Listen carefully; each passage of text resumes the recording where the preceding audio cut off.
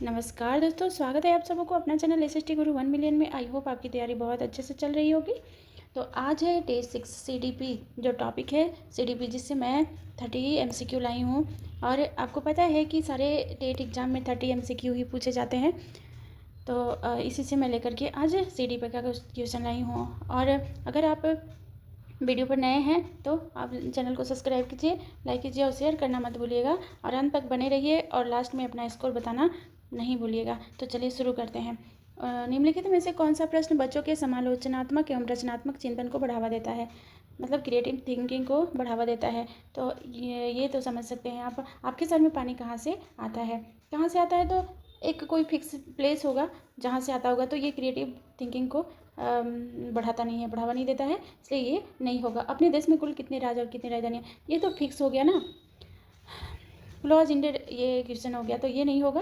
तो ये भी आपका अपने देश का नाम और मानचित्र, उसकी भौगोलिक स्थिति क्या है, तो ये भी एक फिक्स हो गया, तो ये भी आपका नहीं होगा। पानी के बचाव के लिए सबसे अच्छा तरीका कौन सा होता है और क्यों? क्यों पूछा है, कौन सा होता है, तो ये क्लोज है। बट इसके बारे में अलग अलग तरह के बच्चे सोचेंगे समझेंगे, तो क्यों उसका आंसर है। इसलिए आपका राइट आंसर कौन हो जाता है? डी, क्योंकि इसमें क्रिएटिव थिंकिंग दिख रहा है ना, रचनात्मक चिंतन दिख रहा है। यहाँ पर बच्चे सोचेंगे और बताएंगे, सब लोग अपना अपना जवाब देंगे।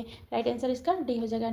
नेक्स्ट है समालोचनात्मक चिंतन में प्रमाण की क्या भूमिका होती है? प्रमाण की क्या भूमिका होती है? तो पहला है, प्रमाण का तार्किक और सुविचार के रूप में मूल्यांकन किया जाता है। तार्किक मतलब कि आपका तर्क से मूल्यांकन किया जाता है, तर्क के आधार पर।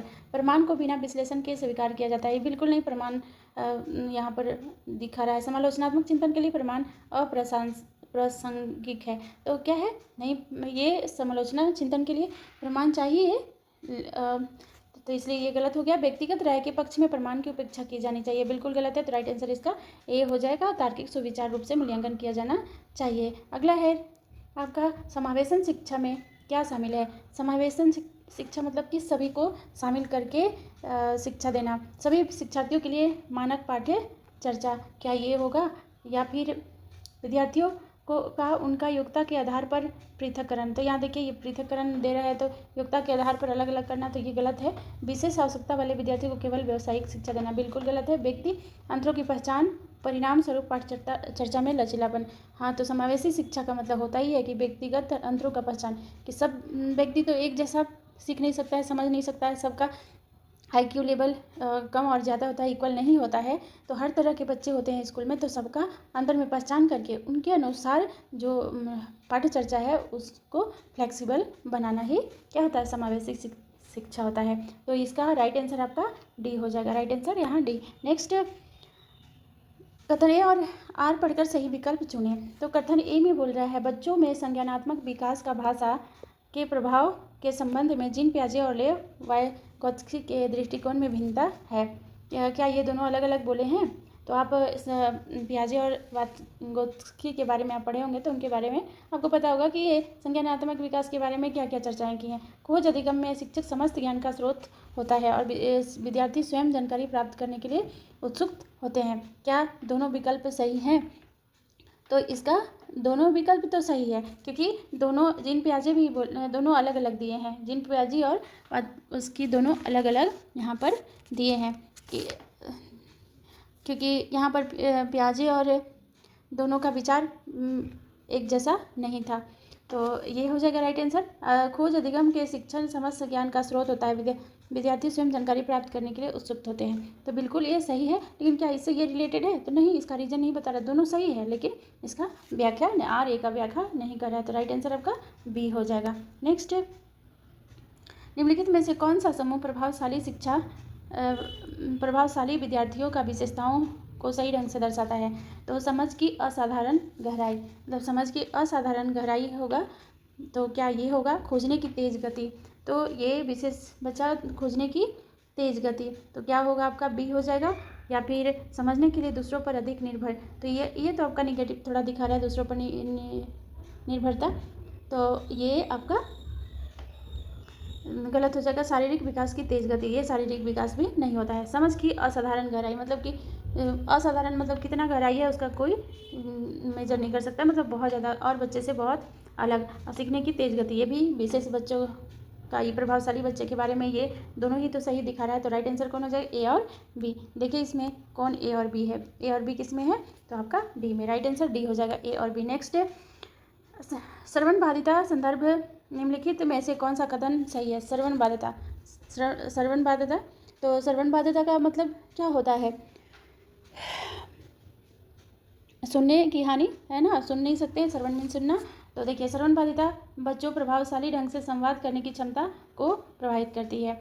क्या ये सुनने को प्रभावित, ये संवाद करने की क्षमता, संवाद करने, बातचीत करना, तो सही बात है। कम्युनिकेशन कैसे होगा, अगर सुनेगा सही नहीं दूसरे का लैंग्वेज तो जवाब कैसे देगा, तो ये बिल्कुल सही है आपका कि बाधित करता है, प्रभावित कर सकता है, बिल्कुल बाधित करता है। सभी श्रवण बाधिता वाले बच्चे को सांकेतिक भाषा का उपयोग करना आवश्यक होता है। तो क्या इसमें आपका सभी को सांकेतिक भाषा का उपयोग करने की आवश्यकता होती है, तो इसका आपका राइट आंसर क्या हो जाएगा, ये क्या सही है, तो आप बताइए। केवल तेज आवाज़ करके श्रवण बाधिता विश्वसनीय, बिल्कुल गलत है। श्रवण बाधिता हमेशा कान की शारीरिक समस्या के कारण होता है, बिल्कुल गलत बात है। सांकेतिक भाषा देखिए सभी बच्चों के लिए आवश्यक नहीं है, इसलिए राइट आंसर इसका क्या हो जाएगा, ए इसका राइट आंसर हो जाएगा। नेक्स्ट देखेंगे 7 नंबर, समावेशन के संदर्भ में पाठ चर्चा सीखने की अपेक्षा डैश में समान और जबकि डैश में भी है। तो देखिए इसमें क्या हो जाएगा कि समावेशन संदर्भ में पाठ चर्चा, तो समावेशन जो संदर्भ है पाठ चर्चा सीखने की अपेक्षाएं समायोजन में समान है, समायोजन में क्या है, समान है, और फर्स्ट में आपका समायोजन हो जाएगा, जबकि संशोधन में वे भिन्न होते हैं। जबकि यहाँ पर संशोधन में क्या होता है, भिन्न होता है, यहाँ भिन्न लिखना चाहिए, में भी है ना, यहाँ पर भिन्न कर दीजिएगा, भी की जगह पर यहाँ पर रॉन्ग दिया हुआ है, आप भिन्न कर दीजिएगा, भिन्न है। तो इसका क्या हो जाएगा, किस में भिन्न हो जाएगा, तो समायोजन एक में हो गया समान, और संशोधन में क्या हो जाएगा आपका, भिन्न हो जाएगा। तो इसका राइट आंसर कौन सा हो जाएगा आपका, डी इसका राइट आंसर हो जाएगा। तो राइट आंसर कौन सा हो जाएगा, तो डी इसका राइट आंसर हो जाएगा, समायोजन और संशोधन। नेक्स्ट संरचनावादी सिद्धांतकारों के अनुसार निम्नलिखित में से कौन सा कथन सही नहीं है। नहीं पर ध्यान जरूर दीजिएगा, नहीं पूछ रहा है यहाँ पर, कौन सा कथन सही नहीं है। संरचनात्मक सिद्धांतवादी, तो संरचनात्मक सिद्धांतवादी का क्या मानना था कि बाह्य प्रेरणा अल्पावधि में क्या होता है, प्रभावित हो सकती है, और लेकिन जबकि दीर्घ अवधि में टिकाऊ नहीं होता है, ये दीर्घ में टिकाऊ नहीं होगा, ठीक है। बाह्य प्रेरणा, खुद का प्रेरणा अगर लेते हैं तो वो बहुत दिन तक टिका होता है। उसका मानना था कि शिक्षार्थियों द्वारा सीखे गए ज्ञान, रुचि या जिज्ञासा जैसे आंतरिक कारणों से बनाए रखने और उपयोग में अधिक संभावना होती है। तो राइट आंसर इसका कौन सा हो जाएगा, तो राइट आंसर इसका क्या, व्यक्तिगत ज्ञान व्यक्तिगत है, नहीं, बिल्कुल। विद्यार्थी अपने सामाजिक सांस्कृतिक संदर्भ में ज्ञान की रचना करते हैं, तो ये सामाजिक में नहीं, मतलब कि ये तो सही है आपका, ये ज्ञान व्यक्तिगत है, बिल्कुल व्यक्तिगत है, और ये आपका क्या है, विद्यार्थी अपने सामाजिक सांस्कृतिक संदर्भ में ज्ञान की रचना करते हैं, ये भी आपका सही है। और फिर अगला हो जाएगा आपका प्रभावित अधिगम सुनिश्चित करने के लिए शिक्षार्थी को बाहरी रूप से प्रेरित करने की आवश्यकता है, तो ये गलत हो जाएगा। बाहरी रूप से प्रभावित ज़्यादा दिन तक नहीं होता है, ये कम समय तक। ज्ञान बहुलवादी और बहुविध है, ये भी सही। तो राइट आंसर इसका कौन सा हो जाएगा, सी, क्योंकि गलत पूछ रहे हैं ना, तो सी इसका राइट आंसर हो जाएगा। नेक्स्ट प्रभावित निम्नलिखित में से कौन सा आंतरिक अभिप्रेरणा है। आंतरिक अभिप्रेरणा कौन सा है, अंदर से क्या प्रेरणा आएगा, जो खुद का प्रेरणा होगा। शिक्षक को प्रभावित करने के लिए परियोजना को पूरा करना, ये प्रभावित करने के लिए, अगर हम प्रभावित करने के लिए क्या परियोजना का ये तैयार कर रहे हैं, तो क्या ये आंतरिक अभिप्रेरणा है। तो व्यक्तिगत आनंद के लिए एक वाद्य यंत्र बजाना, आनंद के लिए वाद्य यंत्र बजाना, डांट से बचने के लिए पढ़ाई करना, पुरस्कार राशि के लिए प्रतियोगिता में भाग लेना, तो इसमें सबसे अच्छा कौन सा है। तो आंतरिक अभिप्रेरणा कौन होता है कि खुद के लिए, खुद से, व्यक्तिगत अपने आप के लिए, तो वहाँ पर आंतरिक अभिप्रेरणा, तो अपने आप में ये कौन है, शिक्षक को प्रभावित करने के लिए, तो ये तो अपना नहीं हुआ, दूसरे का मोटिवेशन आपके अंदर काम कर रहा है। व्यक्तिगत आनंद के लिए वाद्य यंत्र बजाना, ये आपका राइट आंसर, क्योंकि ये कोई बोला नहीं है किसी से प्रभावित होकर आप नहीं बजा रहे हैं, और अपने आनंद के लिए वाद्य यंत्र को बजा रहे हैं। डांट से बचने के लिए दूसरा हो जाएगा, पुरस्कार राशि के लिए प्रतियोगिता में भाग लेना, ये भी आपका दूसरा होगा, बाहरी हो जाएगा ये, तो राइट आंसर इसका बी हो जाएगा। 10 नंबर है, शिक्षकों को विद्यार्थियों में विशेष जातीय समूहों के बारे में रूढ़िवादिता को तोड़ने के लिए कड़ी मेहनत करना है। क्या विशेष जातीय समूहों के बारे में रूढ़िवादिता को तोड़ने के लिए कड़ी मेहनत करना है, ये है। क्या ये सही लग रहा है? शिक्षा का एक प्रमुख उद्देश्य विद्यार्थियों को समालोचनात्मक आत्मचिंतन के लिए प्रेरणा करना है। तो ये तो बिल्कुल सही है, क्योंकि प्रमुख उद्देश्य विद्यार्थियों को शिक्षा का एक प्रमुख उद्देश्य, अपने उद्देश्य के लिए, शिक्षा के उद्देश्य के लिए बच्चों को क्या है, समालोचनात्मक आत्मचिंतन को प्रोत्साहित करने का बात यहाँ पे कह रहा है। तो क्या हो जाएगा? तो बिल्कुल ये सही हो जाएगा। तो यहाँ पर क्या दोनों सही है? तो पहला, शिक्षक को विद्यार्थियों में विशेष जातीय समूह के बारे में रूढ़िवादिता और तोड़ने के लिए कड़ी मेहनत करना। बिल्कुल, रूढ़िवादिता तोड़ने के लिए क्या कड़ी मेहनत करना, मतलब पढ़ना। और शिक्षा एक प्रमुख उद्देश्य विद्यार्थियों को समालोचनात्मक आत्मचिंतन के, तो बिल्कुल दोनों सही है और सही व्याख्या भी कर रहा है। आर ए का सही व्याख्या भी कर रहा है। तो राइट आंसर इसका कौन सा हो जाएगा? ए और आर दोनों सही है, आर ए की सही व्याख्या कर रहा है, डी इसका राइट आंसर हो जाएगा। नेक्स्ट,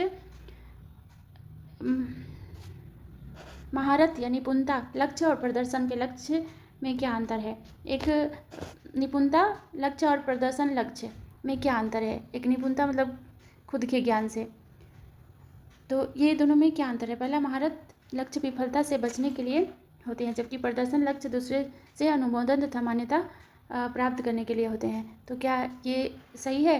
तो विफलता से बचने के लिए केंद्रित, तो ये गलत है, ये कहीं से भी ये नहीं होगा, गलत है।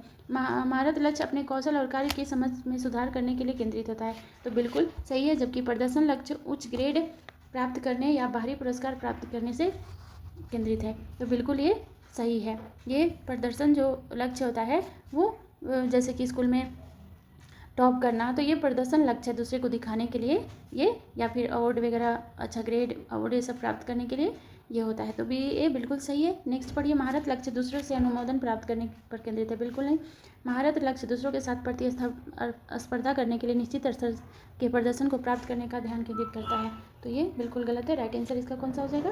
राइट आंसर इसका हो जाएगा बी।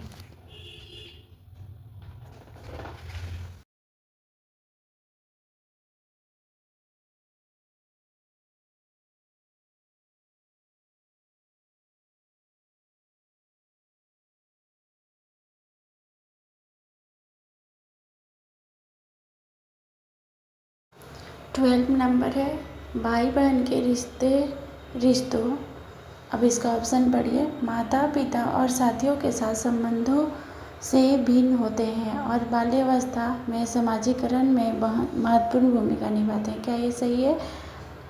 और माता पिता और साथियों के साथ संबंधों के समान है और बाल्यावस्था में समाजीकरण में महत्वपूर्ण भूमिका निभाते हैं, तो क्या ये सही है? तो बिल्कुल नहीं, ये सही नहीं है। फर्स्ट तो है कि सबका माता पिता और साथियों का संबंध भिन्न होते हैं और केवल प्रारंभिक बाल्यावस्था में ही महत्वपूर्ण भूमिका निभाते हैं, नहीं, फिर समाजीकरण से महत्वपूर्ण नहीं है, तो इसका ये भी नहीं होगा, डी भी नहीं होगा, तो राइट आंसर कौन हो जाएगा? ए इसका राइट आंसर होगा। काफ़ी भिन्नता मौजूद होती है, तो बिल्कुल ये तो होता ही है, भिन्नता मौजूद होता ही है।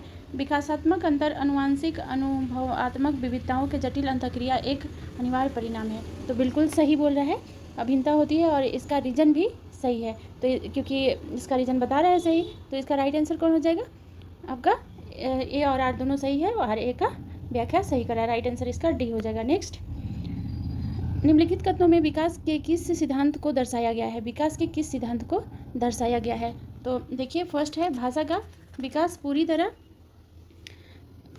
तरह क्या हो, आनुवंशिक पर निर्भर करता है। पूरी तरह तो नहीं करता है। भारत और अनुभूति जटिल रूप से पारस्परिक, भाषा और अनुभूति जटिल रूप से परस्पर संबंधित है, तो ये अनुभूति और भाषा में कोई ऐसा संबंध नहीं है। विकास अव्यवस्थित और अप्रत्याशित होता है, तो विकास अव्यवस्थित अप्रत्याशित जरूरी नहीं है कि ये हो, तो गलत है। भाषा के विकास का एक संवेदनशील काल है, तो ये राइट आंसर इसका डी हो जाएगा। भाषा के विकास का एक संवेदनशील काल होता है ना, तो राइट आंसर इसका डी हो जाएगा। नेक्स्ट, वह विद्यार्थी जो पठन वैकल्प से जूझ रहे हैं को पढ़ाना सिखाया जा सकता है।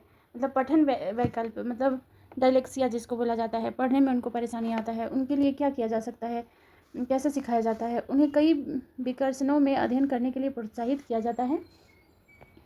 तो ऐसा नहीं है कि विकर्षण में प्रोत्साहित करेंगे तो उनका पढ़ने में का कौशल अच्छा हो जाए। उच्च ग्रेड स्तर के पठन ग्रंथ बिल्कुल नहीं। सुधारात्मक पठन सुनिश्चित करने के लिए सख्त दंड का बात हुआ तो निगेटिव। प्रणालीगत ध्वनात्मक प्रशिक्षण के माध्यम से, तो इसके माध्यम से इसे सिखाया जा सकता है। मतलब कि प्रणालीगत जो ध्वन्यात्मक शिक्षण के माध्यम से सिखाया जा सकता है, क्योंकि जो डिसलेक्सिया एक विकार है वो क्या करता है, किसी व्यक्ति की पढ़ने लिखने और वर्तनी की क्षमताओं को प्रभावित करता है। मतलब वर्तनी नहीं पहचान सकता है, पढ़ने में प्रॉब्लम हो सकता है, लिखने में प्रॉब्लम हो सकता है। तो इनके लिए क्या करने, और ये इनको मतलब किसी भी वर्ड को रिकॉर्ड करने में बहुत परेशानी होती है। ध्वनि संबंधी संवेदनशीलता जो भाषा की ध्वनि को सुनने और हेरफेर करने की क्षमता है, जो समस्या हो सकती है।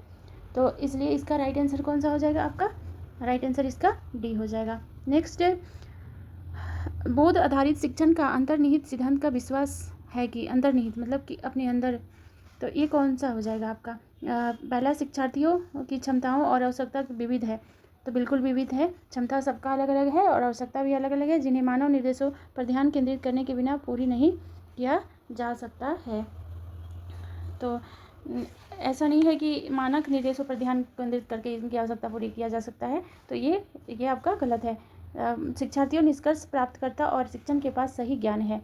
जरूरी नहीं है कि सही ज्ञान ही उनके पास होना चाहिए। ऐसा करने के लिए सुविधाजनक वातावरण प्रदान किए जाने पर शिक्षार्थी ज्ञान का निर्माण कर सकते हैं। बिल्कुल, अगर वैसे उन्हीं के अनुसार माहौल बना दिया जाए तो वो शिक्षार्थी ज्ञान प्राप्त कर सकते हैं। ये सही लग रहा है। शिक्षार्थियों कम जानते हैं, शिक्षण में किसी के प्रति निगेटिव नहीं बोलना, इसलिए राइट आंसर इसका आपका सी हो जाएगा राइट आंसर।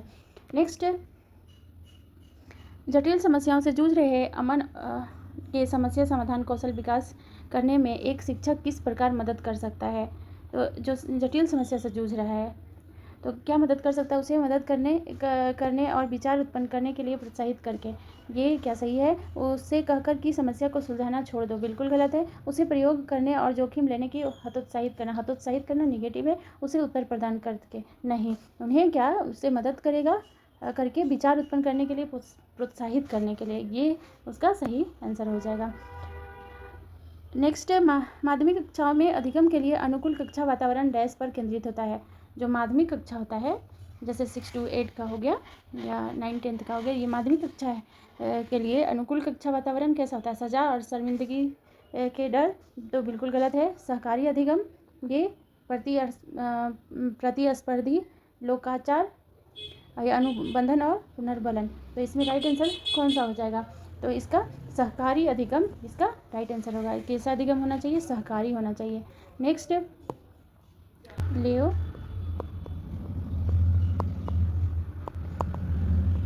इनका नाम यहाँ पर दिया हुआ। का मानना था कि विकास प्रकृति में असंतत है, आनुवंशिक प्रोग्रामिंग का खुलासा है, या सीधे परिपक्वता के परिणाम से होता है, या सीधे सामाजिक संपर्क के परिणाम से होता है। ये क्या बोले थे? तो इसका राइट आंसर क्या हो जाए? सीधे सामाजिक संपर्क में। और यही जो आपका अलग अलग लोग अलग अलग तरीके की बात कहें तो ये सीधे सामाजिक संपर्क के परिणाम से बोलते हैं, और जीन पियाजे जस्ट उल्टा इनके ऑपोजिट है। तो ये सीधे सामाजिक संपर्क को बताता है, डी इसका राइट आंसर। नेक्स्ट, पियाजे के अनुसार गुणात्मक रूप से 4 विभिन्न आवश्यकताएं कौन कौन है? तो देखिए, दुनिया की विभिन्न संस्कृतियों में व्यापक रूप से भिन्न होती है। तो ये जो दुनिया के विभिन्न संस्कृतियाँ व्यापक रूप से भिन्न होती है, तो ये क्या गुणात्मक रूप से विभिन्न आवश्यकताएं हैं? तो ऐसा कुछ नहीं है इसमें।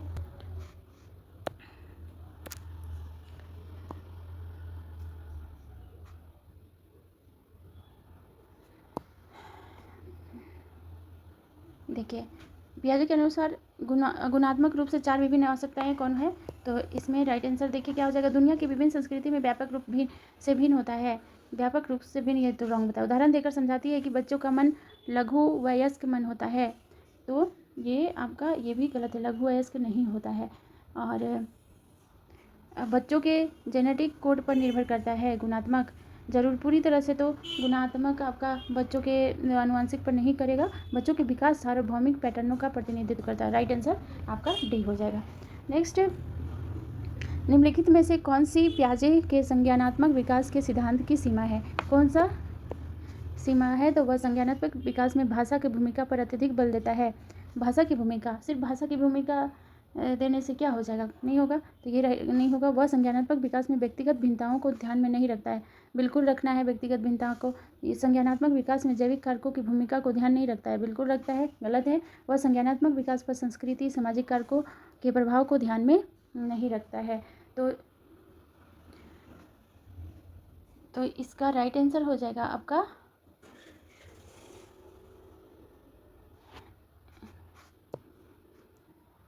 ये हो जाएगा राइट आंसर इसका डी, क्योंकि जो जीन पियाजे हैं ना, इस जो ये संज्ञानात्मक विकास को संस्कृति सामाजिक कारकों के प्रभाव को ध्यान में नहीं रखे हैं, क्योंकि ये जो संज्ञानात्मक विकास है इनके ये आलोचक, इसलिए ये इस पर ध्यान नहीं रखते हैं। राइट आंसर इसका डी हो जाएगा। नेक्स्ट, निम्नलिखित कथनों को पढ़िए तथा सही विकल्प का चयन कीजिए। निम्नलिखित कथन को पढ़िए और सही विकल्प का चयन करना है। पहला बोल रहा है, प्रत्येक वर्ष लता जो कक्षा 7 की शिक्षिका क्षेत्र में कैरियर पर चर्चा करने के लिए एक महिला गणित प्रोफेसर और पुरुष नर्स अपनी कक्षा में आमंत्रित करती है।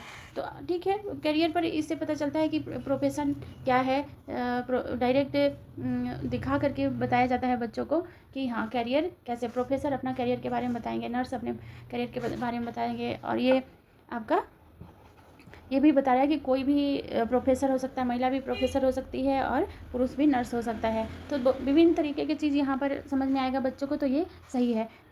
कारण लैंगिक अंतर जन्मजात है और समाज के माध्यम से, बिल्कुल नहीं, ये इससे बिल्कुल रिलेटेड नहीं है और जन्मजात समाज के माध्यम से अधिग्रहित नहीं किया गया है, तो ये बिल्कुल गलत है। तो ए इसका राइट आंसर हो जाएगा, ए सही है लेकिन बी गलत है। नेक्स्ट, एक प्रगतिशील कक्षा में विद्यार्थी, जो प्रगतिशील कक्षा है उसमें विद्यार्थी अधिक प्रश्न नहीं पूछते हैं। प्रगतिशील कक्षा में अधिक प्रश्न पूछेंगे तो ये गलत हो जाएगा। शिक्षक से प्रश्न पूछते हैं, तो शिक्षक से प्रश्न पूछेंगे, एक दूसरे से प्रश्न पूछते हैं, ये भी हो सकता है, और स्वयं से प्रश्न पूछते हैं, तो ये भी हो सकता है। कक्षा है तो इसमें से बी सी डी ये तीनों सही हो जाएगा। तो राइट आंसर इसका कौन सा हो जाएगा, सी इसका राइट आंसर।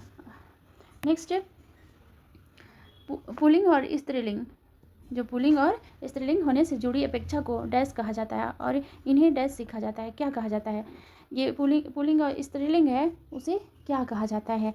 तो ये पुल्लिंग और स्त्रीलिंग जेंडर की भूमिका निभाती है, बिल्कुल सही है। बाल्यावस्था की सभी अवस्था से लेकर वयस्कता में भी सीखा जाता है इन्हें। तो हाँ, तो ये तो पुल्लिंग और स्त्रीलिंग जो जेंडर भूमिका है वो कभी भी सीखा जा सकता है, तो ये सही लग रहा है। आगे देखते हैं, जेंडर स्थिरता है, बिल्कुल नहीं, स्थिरता नहीं है। प्रारंभ में किशोरावस्था के दौरान सीखा जाता है, बिल्कुल नहीं, कभी भी सीखा जा सकता है। जेंडर रूढ़िवादिता है, केवल मध्य, बिल्कुल नहीं, हमेशा सीखा जाता है। जेंडर पूर्वाग्रह है, मुख्य रूप से प्रारंभिक बाल्यावस्था के दौरान, बिल्कुल नहीं। ये राइट आंसर इसका ए हो जाएगा, राइट आंसर। नेक्स्ट, बुद्धि के संदर्भ में निम्नलिखित में से कौन सा दृष्टिकोण शिक्षार्थियों के बीच विविधता के समानपूर्ण विचार का समर्थन करता है। तो कौन सा विचार करता है, बुद्धि वातावरण को कारकों से प्रभावित नहीं करता है, ये तो बिल्कुल करेगा, ये रॉन्ग हो जा रहा है। कारकों से प्रभावित जरूर होगा उसका, बुद्धि वातावरण के कारकों से प्रभावित होता है, बुद्धि आनुवांशिक कारकों से प्रभावित नहीं होता है, तो ये आपका आनुवांशिक से भी प्रभावित होता है, थोड़ा, पूरी तरह से नहीं होता लेकिन होता है। बुद्धि को मापने के लिए बुद्धि लब्धि परीक्षण की एकमात्र साधन है, तो बिल्कुल नहीं, सिर्फ एकमात्र कैसे साधन है, और बहुत सारे साधन है। तो अगला देखिए, बुद्धि बहुआयामी और समय के साथ बदल सकती है, बिल्कुल सही, राइट आंसर इसका डी हो जाएगा। नेक्स्ट, निम्नलिखित में से किसने सामान्य बुद्धि की अवधारणा की आलोचना की और बुद्धि का एक वैकल्पिक सिद्धांत प्रस्तुत किया। किसने किया ये काम, बुद्धि का अवधारणा को आलोचनात्मक की और समान, बताइए कि इसमें जीन पियाजे हो जाएगा, हर्बर्ट गार्डनर हो जाएगा, लेव वाइटगोत्स्की हो जाएंगे, चार्ल्स स्पीयरमैन हो जाएंगे। तो राइट आंसर इसका कौन हो जाएगा, तो इसका ऐसी बात हर्बर्ट गार्डनर ने कहा है, इसका राइट आंसर आपका बी हो जाएगा, राइट आंसर। नेक्स्ट 7 नंबर, लॉरेंट कोहलवर के सिद्धांत की आलोचना कैरल गिलिकन द्वारा क्यों किया गया है। क्या नैतिक तर्क के लैंगिक विभिन्नता की अपेक्षा के कारण, क्या विश्लेषण एकमात्र तरीका है लागू नहीं करने के कारण, या नैतिक विकास का एक चरण सिद्धांत प्रस्तुत करने के कारण, या वास्तविक जीवन की स्थितियों के माध्यम से तथ्यों का संग्रह करने के कारण। तो इनका जो मानना था वो नैतिक तर्क में लैंगिक विभिन्नता की उपेक्षा करने का कारण इन्हें कैरल गिल्किन आलोचना किए हैं कोहलवर के सिद्धांत को। तो ये है आपका राइट आंसर, ए हो जाएगा, राइट आंसर। इनके बारे में पढ़ना पड़ेगा। 28 एक शिक्षिका अपने विद्यार्थियों को अधिसंज्ञात्मक कौशल, है ना, मेटाकोग्निटिव स्किल विकसित करने में मदद करती है। निम्नलिखित में से कौन सी रणनीति सबसे प्रभावित होगी? अधिसंज्ञानात्मक। तो विद्यार्थियों को अभिप्रेरणा करने के लिए लगातार ग्रेड और प्रस्तुति, बिल्कुल नहीं, ग्रेड से कुछ नहीं होता है। विद्यार्थियों को प्रोत्साहित करना कि वे स्वयं सीखने पर चिंतन करें और अपनी प्रगति मूल्यांकन करें। तो ये तो सही लग रहा है। आगे देख लेते हैं। विद्यार्थियों को याद करने के लिए पाठ सौंपना, याद करना ये रोट लर्निंग है, ये सब नहीं करना है, ये गलत हो जाएगा। विद्यार्थियों के साथ सीखने के कार्य के लिए विस्तृत और निर्देशात्मक निर्देश प्रदान करना। तो सब ये सीखने के लिए कार्यों के लिए विस्तृत और निर्देशात्मक निर्देशन प्राप्त करना अधिसंज्ञात्मक कौशल के लिए। तो इसमें कौन सा हो जाएगा? आपका राइट आंसर हो जाएगा आपका सबसे अच्छा आपका बी हो जाएगा, बी, क्योंकि स्वयं सीखने पर जोर देना सबसे ज़्यादा बोला गया है और इसी से सबसे अच्छा बच्चा सीखता है। निम्नलिखित कथनों को पढ़िए, सही विकल्प का चयन कीजिए। शिक्षकों को संकल्पना को मजबूत करने के लिए विद्यार्थियों को अपने स्वयं के संकल्पना के उदाहरणों और गैर उदाहरणों की पहचान करने के लिए कहना चाहिए। तो क्या ये सही है?